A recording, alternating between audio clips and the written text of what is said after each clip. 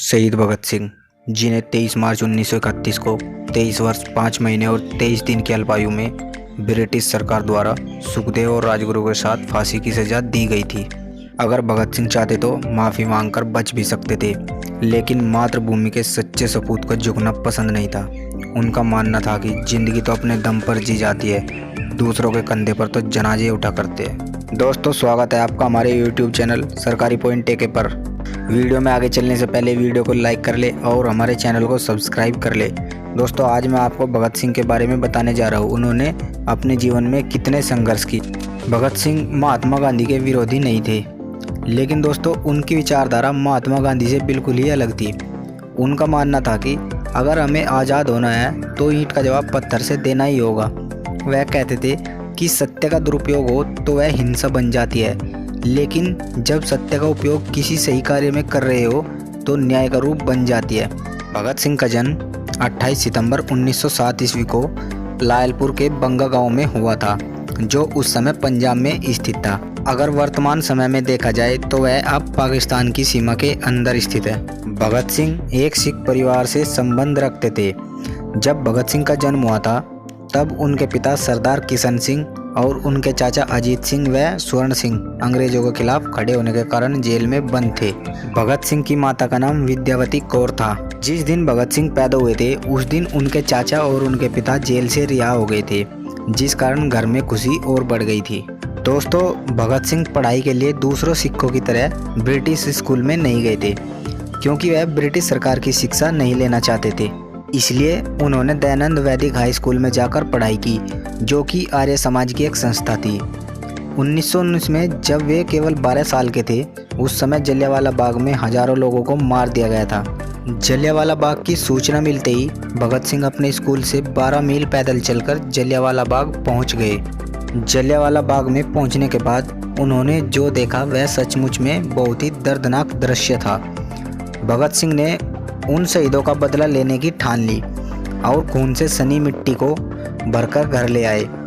इस उम्र में भगत सिंह अपने चाचाओं की क्रांतिकारी किताबें पढ़कर सोचते थे कि इनका रास्ता सही है कि नहीं। गांधी जी का असहयोग आंदोलन छिड़ने के बाद वे गांधी जी के अहिंसात्मक तरीकों और क्रांतिकारियों के हिंसक आंदोलन में से अपने लिए रास्ता चुनने लगे।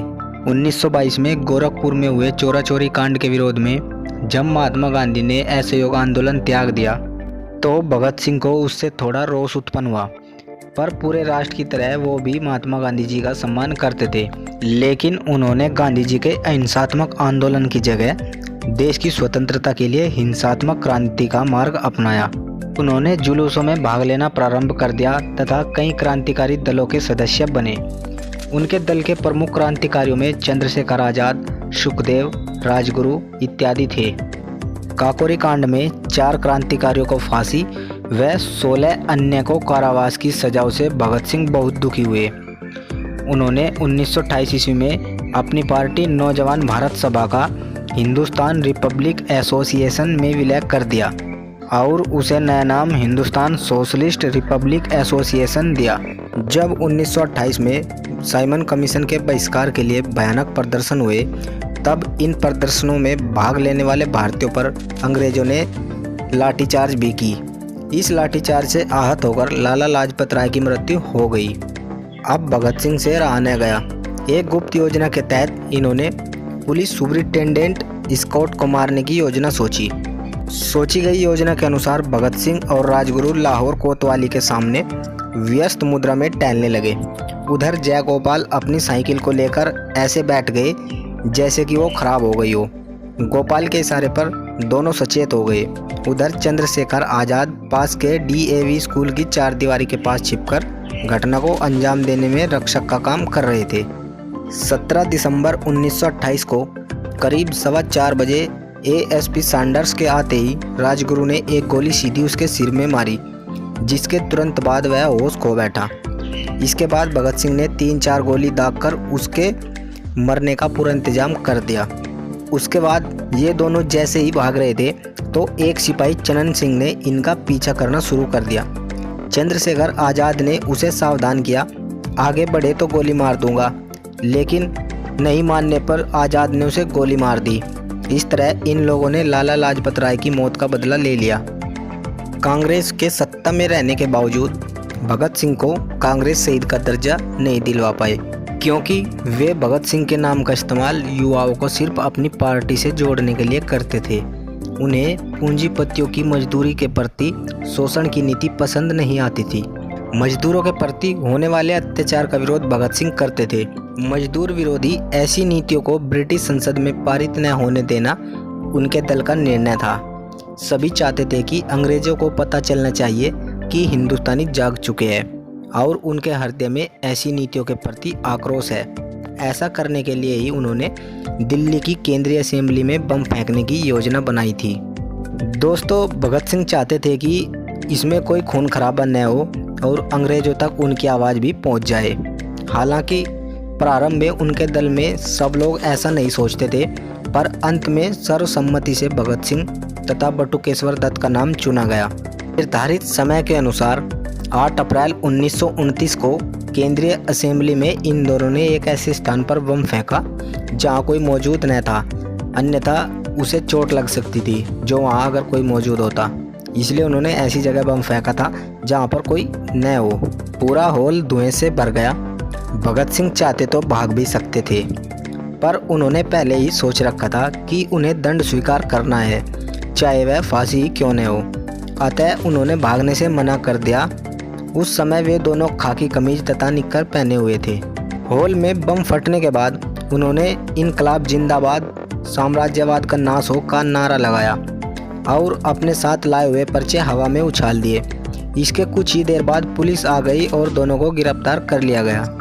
दोस्तों, जेल में भगत सिंह करीब 2 साल तक रहे। इस दौरान वे लेख लिखकर अपने क्रांतिकारी विचार व्यक्त करते रहते थे। जेल में रहते हुए भी उनका अध्ययन लगातार जारी रहा। उनसे उस दौरान लिखे गए लेख व सगे संबंधियों को लिखे गए पत्र आज भी उनके विचारों के दर्पण हैं। अपने लेखों में उन्होंने कई तरह से पूंजीपतियों को अपना शत्रु बताया है। उन्होंने लिखा है कि मजदूरों का शोषण करने वाले चाहे एक भारतीय ही क्यों न हो, वह उनका शत्रु है। उन्होंने जेल में अंग्रेजी में एक लेख भी लिखा जिसका शीर्षक था मैं नास्तिक क्यों हूँ। जेल में भगत सिंह व उनके साथियों ने 64 दिनों तक भूख हड़ताल की। उनके एक साथी यतीन्द्र नाथ दास ने भूख हड़ताल से अपने प्राण भी त्याग दिए थे। दोस्तों, 26 अगस्त 1930 ईस्वी को अदालत ने भगत सिंह को भारतीय दंड संहिता की धारा 129, 302 तथा विस्फोटक पदार्थ अधिनियम की धारा 4 और 6F तथा IPC की धारा 120 के अंतर्गत अपराधी सिद्ध किया। 7 अक्टूबर 1930 को अदालत के द्वारा 68 पृष्ठों पर निर्णय दिया, जिसमें भगत सिंह, सुखदेव तथा राजगुरु को फांसी की सजा सुनाई गई। फांसी की सजा सुनाए जाने के साथ ही लाहौर में धारा 144 लगा दी गई।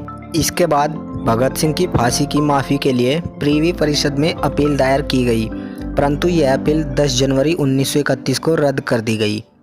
इसके बाद तत्कालीन कांग्रेस अध्यक्ष पंडित मदन मोहन मालवीय ने वायसराय के सामने सजा माफ़ी के लिए 14 फरवरी 1931 को अपील दायर की कि वह अपने विशेषाधिकार का प्रयोग करते हुए मानवता के आधार पर फांसी की सज़ा माफ़ कर दे।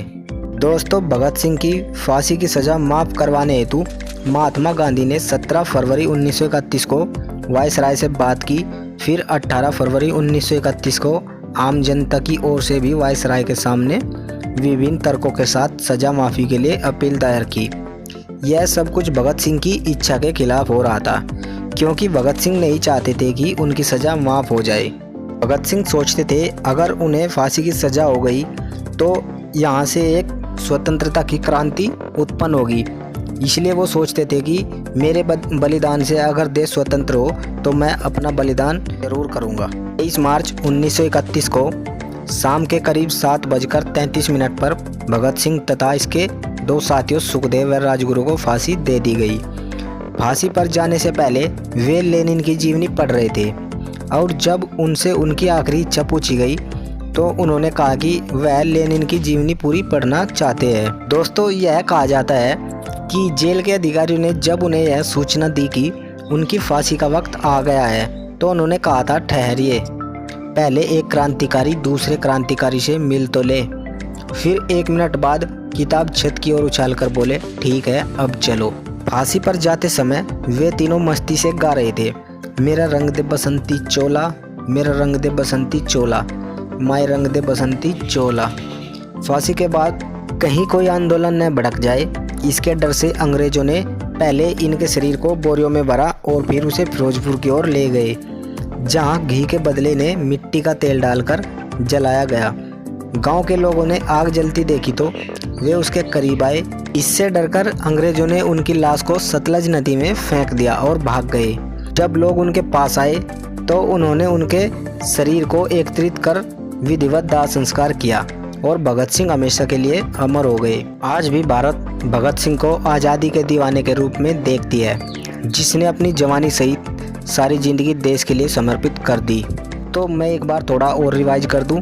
भगत सिंह का जन्म 28 सितंबर 1907 ईस्वी को लायलपुर जिले के बंगा गांव में हुआ था, जो उस समय पंजाब में था, लेकिन अब दोस्तों यह वर्तमान में पाकिस्तान में है। इनके पिता का नाम सरदार किशन सिंह था और इनकी माता का नाम विद्यावती कौर था। ये एक सिख परिवार से थे। दोस्तों उनकी मृत्यु स्थल लाहौर जेल थी, जो उस समय पंजाब में थी, लेकिन अगर वर्तमान की बात की जाए तो यह पाकिस्तान में है।